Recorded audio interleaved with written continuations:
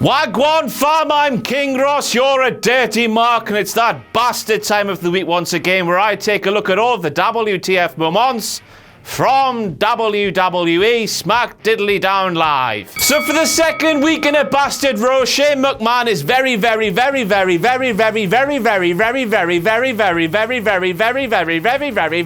for an episode of WWE SmackDown Live. I mean, you know, with him being the commissioner and whatnot, you expect him to be there early doors in production meetings and whatnot, but no, he turns up in the last dying embers of the show. What an unprofessional dick. Now, I know he's the boss and whatnot, but you need to set an example in that role. You can't be just waltzing in whenever you want. That sort of shit wouldn't fly in King Ross's Britain. Now, of course, last week Shane was roughly an hour late, so he was put through a car window. Deservedly so. This week, he was even later. I don't know, being 90 minutes late for a show in King Ross's Britain would see your little shack and sister's corpse burnt to a crisp. And if you turned up in the dying embers of the show, that would mean murder by forklift.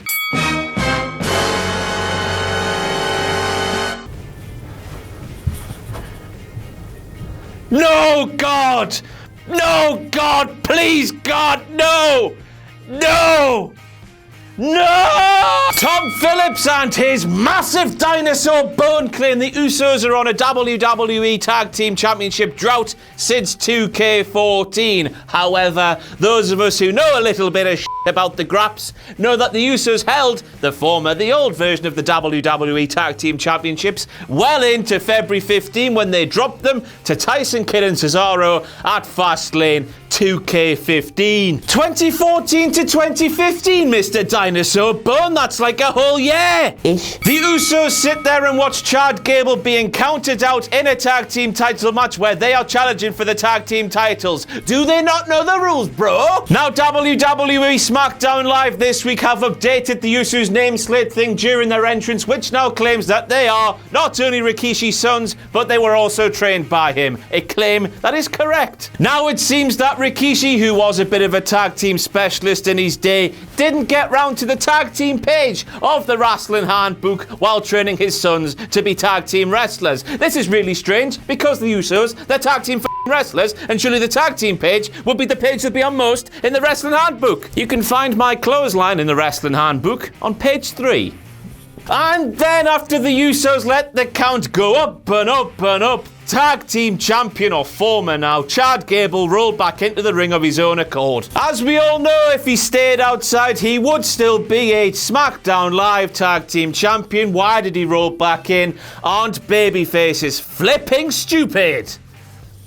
Morons. It's John o'clock, you damn. John claims that he would have stayed outside the ring while Chad didn't. David Otunga scoffs at JBL's claim and tells him something he already knows, that he isn't a former Olympian like Chad is. John tells Dave that this doesn't matter because he's a former 3-time WWE Tag Team Champion, and if he wanted to go to the Olympics, he would have, and he would have won.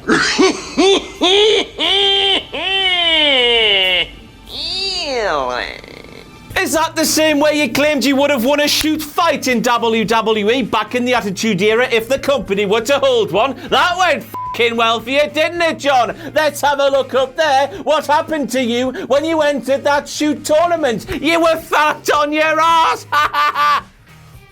That'll show. Not only did you fail there, you bag full of windy shit, you would have failed in the Olympics too.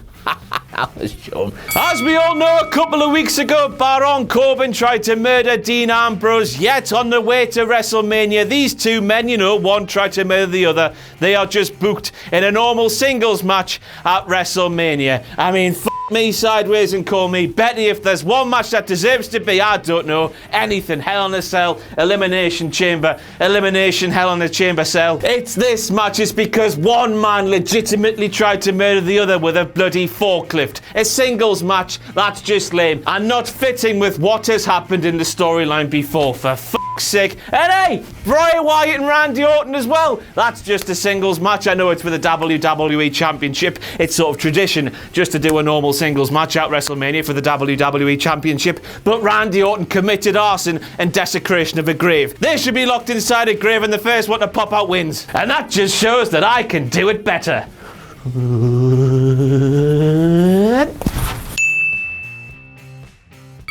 they mean this is John Cena versus Fandango? Anybody with a working pair of eyes? It. Stevie Wonder can even see. This is Lance Catamaran versus Chet Chetterfield. Chet Chetterfield, of course, has hit rock bottom. He's lost it all. He's got nothing left in his life. Susie's left him. He's on the drink. He's a dangerous man with nothing to lose. And he's going up against Lance Catamaran, who has hell, fire and brimstone unleashed upon his arse because they cancelled Lethal Leap Year, or Lethal Leap Year was never going to happen because there was no leap year to... Lance is going to unleash some sort of bullshittery on Chet's unsuspecting arse. This is the story. This is the hook. I should be like one of those hype girls. She's got it all turned up. She's getting the party started. That's me here with the Lance Catamaran and Chet Chetterfield blossoming rivalry. Hiya me, please, WWE. This was a legitimate sentence that came out of the mouth of one Randall Keith Orton last week when he bathed himself in Sister Abigail's ashes.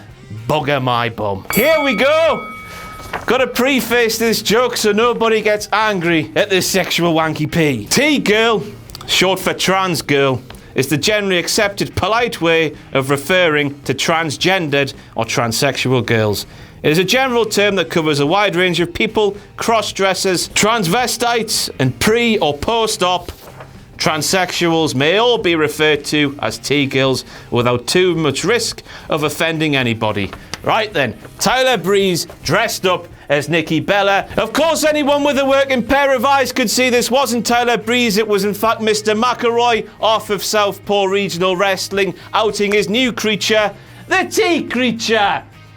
Oh, because trans, it's a man in drag, cross-dressing, off. Tom Phillips live on air claimed that AJ Styles was waiting in the parting lot, not for Shane McMahon like we all knew he was, but for John Cena. This was the wrong thing to say. Basically, Tom, that storyline between AJ and John, it's so 6 months ago.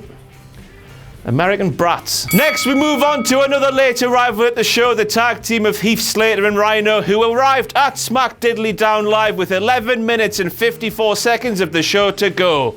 Ugh. What kind of shithouses run the good ship SmackDown, as we all know, in King Ross's Britain? This is punishable with a 3/4 murder job via forklift. Not quite a full murder, just you're left, like, you know, with gasping for air.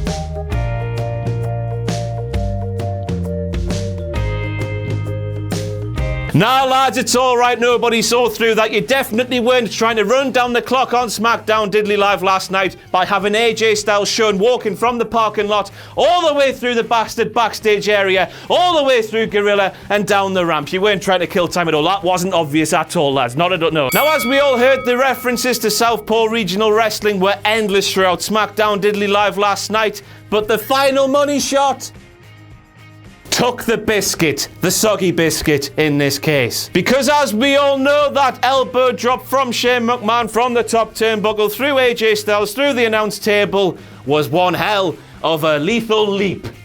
Think about it, you flick. Think about it, you thick. And that's it for all your WTF moments from WWE SmackDown Live. I've been King Ross. You've been a dirty mark. Bye-bye.